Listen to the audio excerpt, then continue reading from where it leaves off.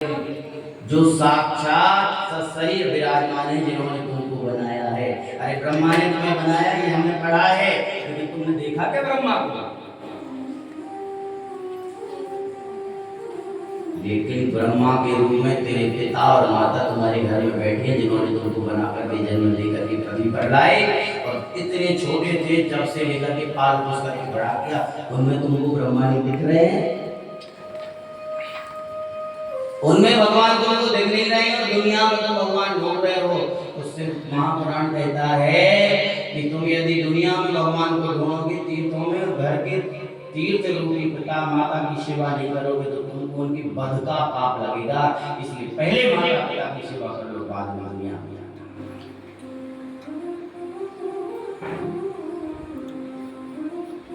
मंदिर में ना मिलेंगे, गुरुद्वारे में ना मिलेंगे, घर में ही बैठे तेरे भगवान, कर ले माँ को प्रणाम, अपने पिता को प्रणाम।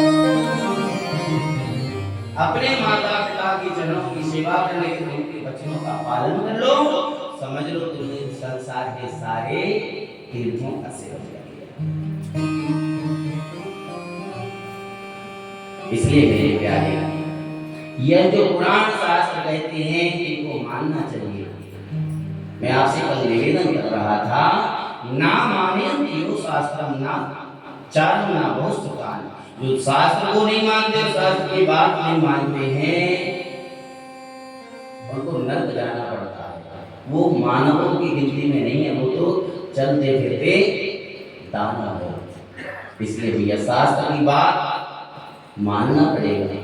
ये भगवान का अनुशासन है, और भगवान का अनुशासन जो मानेगा उसका कल्याण होगा। तो माताओं के लिए यह परम धर्म माता मैना के द्वारा बताया गया कि पतिदेव ही सर्वस्व होता है, उनकी पूजन सेवा करना सब कुछ प्राप्त हो गया। महादेव माता पार्वती को लेकर के पहुंचे हैं कैलाश पर, विविध विधि से वहां पर उनका विहार होने लगा माता पार्वती के साथ में, और देवता लोग बड़े प्रसन्न चित्त हो गए, क्योंकि सोच रहे हैं अब महादेव का विवाह हो गया है, तो पुत्र होगा, और पुत्र होगा तो हमें इस तारकासुर के अत्याचार से बचाएगा। और महादेव पार्वती बहुत समय तक विहार करते रहे, और जब देवताओं को शीघ्रता पड़ी कि जल्दी से आ जाते शिव जी के पुत्र, और उतावलेपन में वह देवता भगवान शंकर और मां पार्वती के उस विहार के मध्य चले गए। और जब विहार के मध्य गए, माता पार्वती और भगवान शिव दोनों ने जब देवताओं को देखा, माता पार्वती को क्रोध आ गया, हम दोनों के विहार में तुम लोग बाधा डाल रहे हो। और भगवान शिव ने अपना तेज छोड़ दिया, और माता पार्वती कहती है आप लोगों की वजह से मैं पुत्र विहीन रह गई, आप लोगों ने मेरे विहार में बाधा डाली है। इसलिए देवताओं, हम तुम सबको भी श्राप देते हैं, तुम सब निपुत्री रहोगे, तुम्हारे यहाँ भी संतानें नहीं होंगी।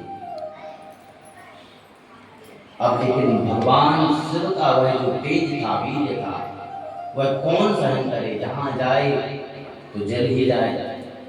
तब अग्नि ने सोचा मैं भी तो तेजोमय हूँ, मैं ही धारण करूं। तो अग्नि ने जाकर के कबूतर बन करके उस तेज को पान कर लिया। अब पान किया तो उनसे भी जब सहन ना हो, तो उन्होंने भी उसको छोड़ दिया,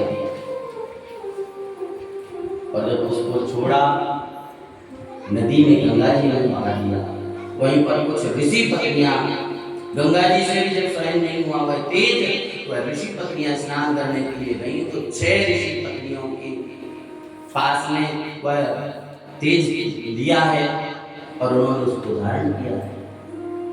यह एक अलग पुराण में लिखा है, और शिव महापुराण में तो इस विधि से लिखा है कि अग्नि ने जो तेज धारण किया, तो 6 ऋषि पत्नियां अग्नि को ताप रही थी ठंडी के समय, तो 6 ऋषि पत्नियों को, बाकी अलग थी, उनको 6 ऋषि पत्नियों को वैताप के द्वारा ही भतीज किया है। वह उन्होंने गंगा जी में बहाया और वह गंगा जी से भी जब सहन नहीं हुआ तो उन्होंने एक झाड़ी के बीच से छोड़ा। और फिर वही तेज कृतिकाओं ने देखा है, और कृतिकाओं ने जब देखा है तो 6 कृतिकाएं ही थी